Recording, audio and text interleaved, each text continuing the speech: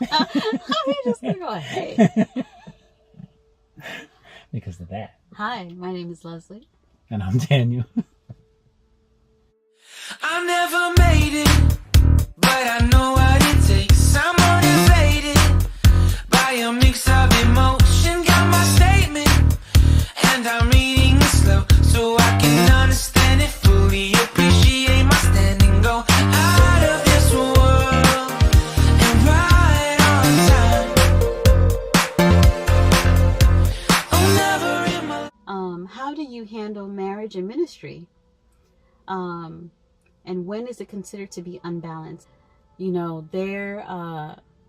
when we joined Santa Clarita Christian Fellowship, we got heavily involved in ministry, right? And it's right at the beginning of our marriage.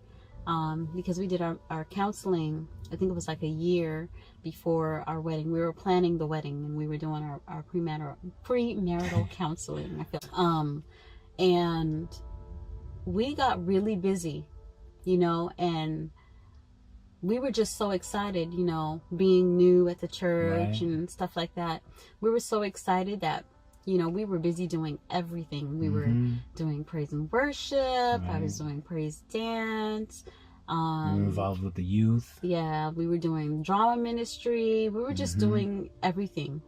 And we enjoyed it. We just went all in. And, you know, after it's been 66 or 7 years, 7 years that we spent there. Right. And it was amazing 7 years. We absolutely love our SCCF family.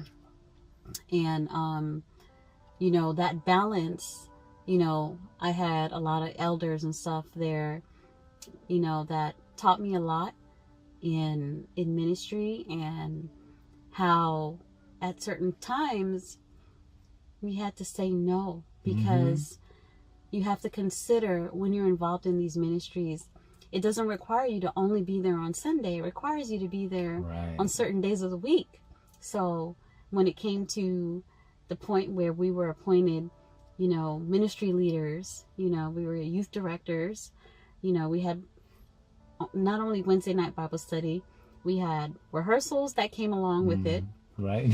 You know, and which took a lot of time away from us spending time together. And we were so used to spending so much time together, but we were doing stuff for the Lord. So it was like, hey, it's all good. You know what I mean? So I think we still enjoyed it because we were doing it together. Oh yeah. And I'm not saying that we didn't enjoy it. I'm just saying that eventually, you know, it did get to a point where it was like, okay. And I remember we had to slow down when we started fostering children, you know, because that took up a lot of my time, and I had to, that became my ministry, you know, and I spent a lot of time at home taking care of these children, but we brought them to church and they became the church children. Right. Yeah, definitely some, you know, some that was unbalanced when I found that we were doing so much that I had to cut down in order for me to make time to spend time with these children that,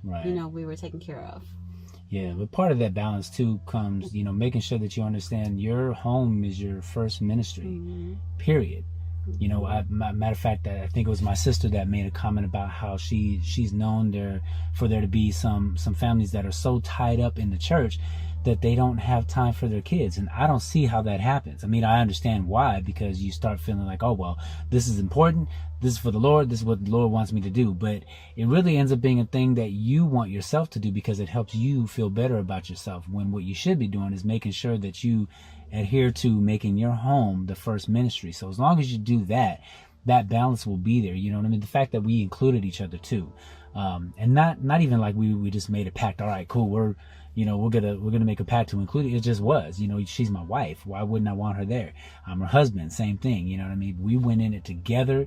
We were going through everything together. So as much as you guys can, make sure that you just do as much as you can together. You know, obviously bring your kids. You know, you got kids and you're starting out in the ministry. They need to be involved in it too, because they need to see you guys in action as well. Meaning that they need to see that you guys have a heart for other people, but that you're making them an important part as well. You know, they need to feel important. We need to make sure that we pay attention to not just the ministry, but the home. We need to make sure to pay attention to our kids, and that's with really anything, you know. So that balance has to be there. The moment that you start seeing that certain things are getting neglected, that's when you have to snap out of it for that moment and regroup. And that's kind of what we did. We had to realize we were involved in so many things. It's like, okay, you know what, wait, hold on, time out, because people will pull you in different directions, you know, and if you allow them to, because sometimes they don't know what you're involved in. Not like they're trying to pull you, but they will, because they see something in you sometimes, and that speaks volumes. But you don't want to just say yes to everything. You know what I mean? You say yes to everything, you might as well be saying yes to, you know, the cake, the pie, and the tortas, the, you know, the tacos. I'm just saying, like, that's how people are. You know, you start, like, when you're at a buffet, you say, oh yeah, that looks good. That looks good. But you can't handle all of that at one time, you know? So that balance has to be there.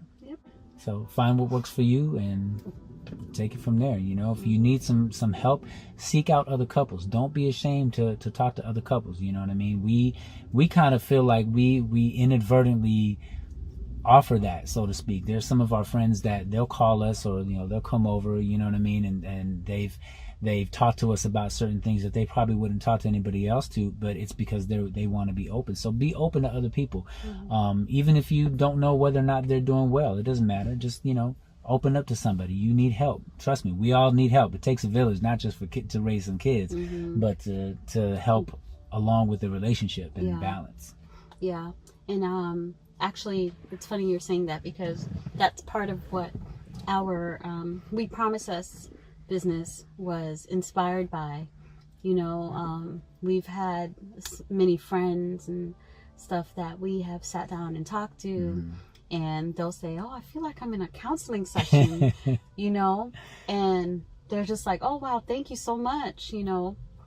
And I feel like we do have things to offer. We're not by far, you know, the perfect couple or anything like that, but, you know, if you feel like you need someone to talk to and to give some kind of insight maybe on your relationship, maybe just someone to be an ear, you can contact us through Instagram at We Promise Us. And we also have a Facebook, right? Yeah.